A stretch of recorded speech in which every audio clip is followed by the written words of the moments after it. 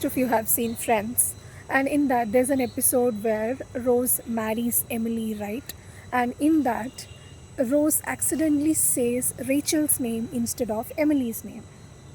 Now, that is a Freudian slip where you want to say one thing, but subconsciously you want something else, like when you misplace people's names, or when you say something very unfavorable outside, like something that you don't want to say, but you say it. Like you feel like you want to say that, but that's not right, so you'll not say it.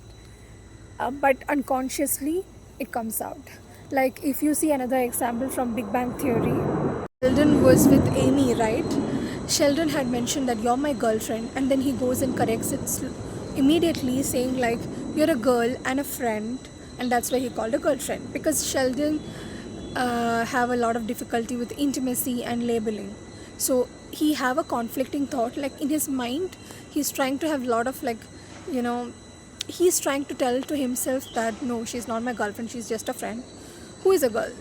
So it's a conflicting thing. And then again, if you take Leonard and Penny, so when Leonard was with Priya and he still had unrequited feelings for Penny, he used to bring up Penny in most of his conversations and jokes with Priya. So that also points out to the fact that Leonard wants to be with Penny.